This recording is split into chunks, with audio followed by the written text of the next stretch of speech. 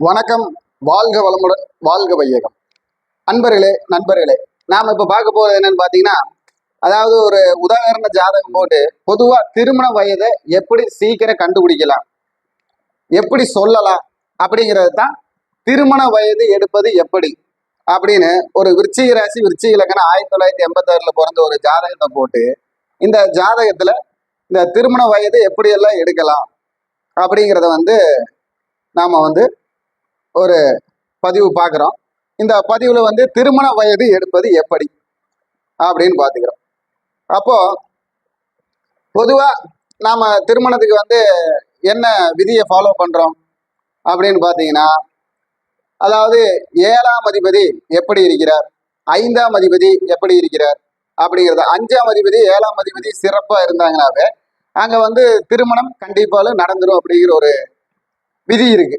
அப்போ இங்க பாத்தீங்கன்னா இந்த லக்னத்துக்கு விருச்சிக லக்னத்துக்கு 2க்கும் 5 கூடிய குரு 4ல் போய் இருக்கிறார். அது அவர் அவர் வீட்டுக்கு தன் வீட்டுக்கு 12ல் இருக்கிறார். 7 கூடையவர் போய் 8ல் இருக்கிறார். அந்த 8 கூடையவர் நின்னது திருவாதிரைக்கால், அவர் 6ல் இருக்கிறார். பொதுவா 7ஆம் அதிபதி 6, 8 சம்பந்தப்பட்ட திருமணம் தாமதம் அப்படின்னு ஒரு விதி சொல்லுவாங்க. பட் இந்த ஜாதகத்துல எப்படி திருமணம் எந்த வயசுலயும் ஒரு 3 கிரகத்தை வைத்து உங்களுக்கு 3 விதி சொல்ல போறேன்.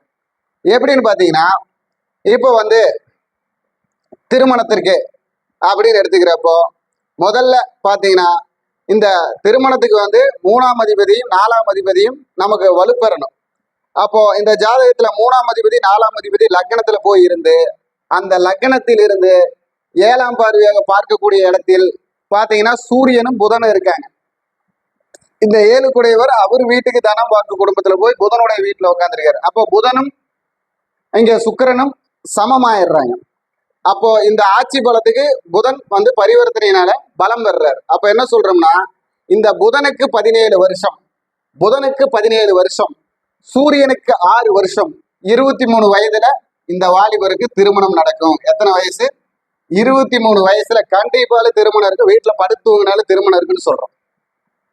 23 வயது. அதே போல அடுத்தது அப்போ இந்த ராசிக்கு பாத்தீங்கன்னா இங்க சுக்கிரன் வீட்டுல போய் சூரியன் உட்காந்துருக்காரு. சுக்கிரன் வீட்டுல சூரியன் உட்காந்துருக்காரு. அப்போ இந்த சூரியனுக்கு இடம் கொடுத்த சுக்கிரனுக்கு 20 வருஷம், 20 வருஷம் அவருடைய தசை வருஷம் சுக்கிரனுக்கு.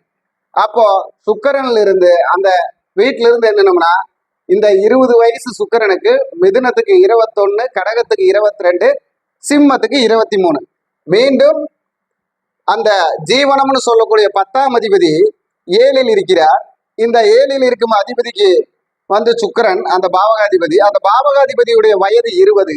அந்த 20லிருந்து அந்த 10ஆம் அதிபதியை எண்ணும் பொழுது 23 வயசு. இது 2ஆம் விதி. அதாவது சுக்கிரன் வீட்டில் யார் இருக்கிறாரோ அவர்களுடைய வயதை எடுத்து சொல்வது, அந்த வயதையும் அவர்கள் பாவகத்தையும் எண்ணியல் வரிசையில் எண்ணி வரும் பொழுது எத்தனை வருகிறது. அப்போ 20, 21, 22, 23 இது ஒரு விதி. அதுக்கப்புறம் அதாவது லக்னாதிபதி போய் தனம் வாக்கு குடும்பம்னு 2ஆம் வீட்டுல இருக்காரு. இந்த 2ஆம் வீட்டுக்குடைய குரு போயிட்டு சுகஸ்தானங்கிற 4ஆம் வீட்டுல இருக்கிறாரு. அப்போ இந்த செவ்வாய்க்கு இயக்கம் குருவாகிறார், செவ்வாய்க்கு இயக்கம் குருவாகிறார். அப்போ திருமண வயது மீண்டும் எடுக்கும் பொழுது செவ்வாய்க்கு 7 வருடம், குரு பகவானுக்கு 16 வருடம், மீண்டும் 23 வயதிலேயே வருகிறது திருமண வயது. எப்படி? லக்னாதிபதி 2ல் போயிருந்து தனம் வாக்கு குடும்பத்தில் இருந்து அந்த குடும்பத்துக்கு இயக்கமான குரு கரெக்டா 3ல், அந்த வீட்டிற்கு 3ல் போயிருந்து இயக்குகிறார்.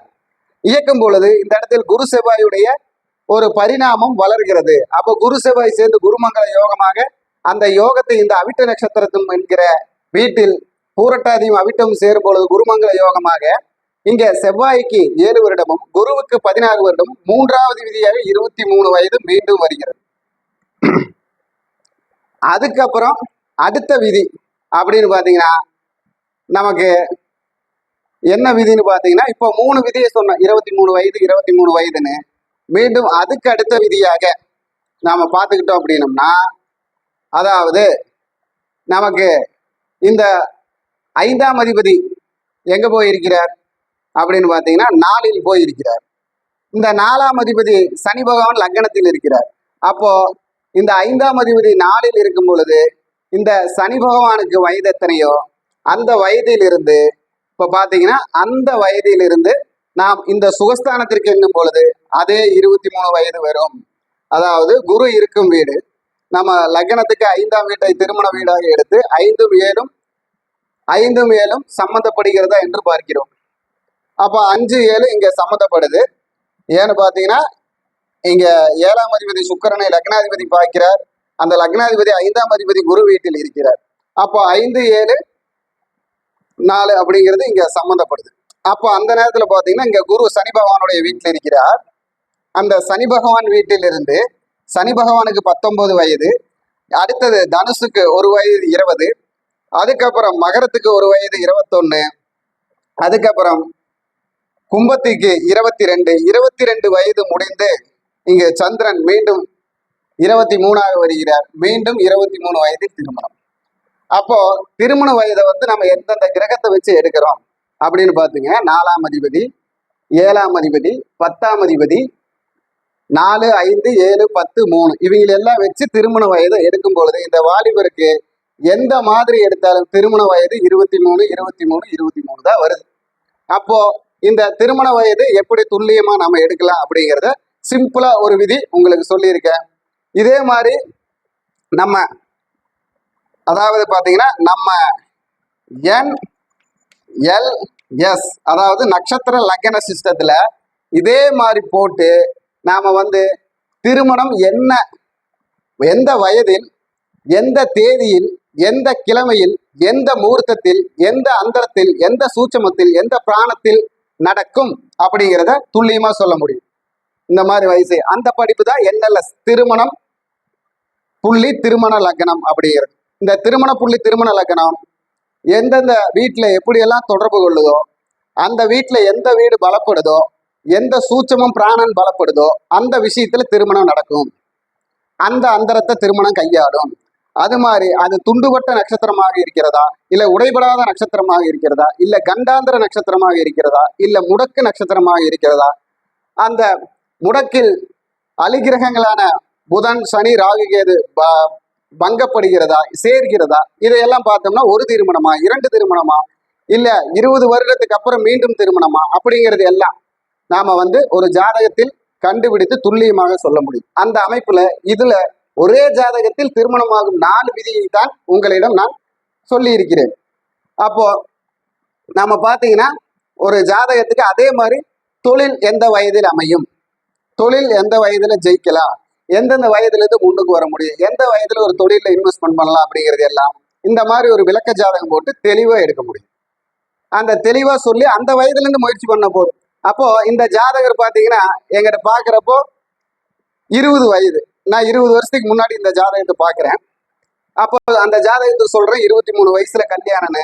அந்த ஜாதகர் 23 வயசுல கல்யாணம் முடிவானி கல்யாணத்தன்னைக்கு பணம் ரெடியாகலையும் நிறுத்தலான்னு பாக்குறாரு. இருந்தாலும் கல்யாணம் நடந்து விட்டது. அந்த யோகம் உன்னை தேடி வரும், நீ வீட்டிலேயே படுத்திருந்தாலும் உனக்கு கல்யாணம் ஆகும் அப்படின்னு சொன்ன ஜாதகர். அதனாலதான் இந்த ஜாதகத்தை போட்டு 4 விதிகள் ஒரே ஜாதகத்தில் எடுக்க முடியும் திருமண தேதியை அப்படின்னு சொல்லி உங்க முன்னாடி இந்த பதிவு செய்துள்ளேன். வணக்கம், வாழ்க வளமுடன். நான் கேரளா பாலக்காடு குரு மணிகண்டன், சங்கமம் ஜோதிட அறக்கட்டளை நிறுவனர், ஜோதிடர் பிளஸ் ஆசிரியர்.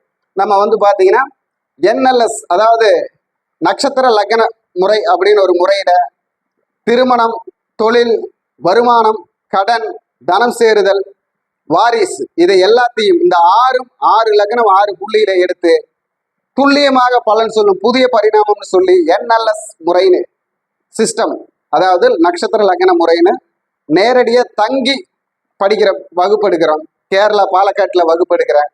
தங்குறவங்க தங்கி படிக்கலாம். இந்த முறையை படிச்சு பலன் எளிமையாக சொல்ல முடியும், சூட்சமமாக சொல்ல முடியும், வெற்றி பெற முடியும். வணக்கம், வாழ்க வளமுடன். எனது மொபைல் நம்பர் 8883515656 8883515656. வணக்கம்.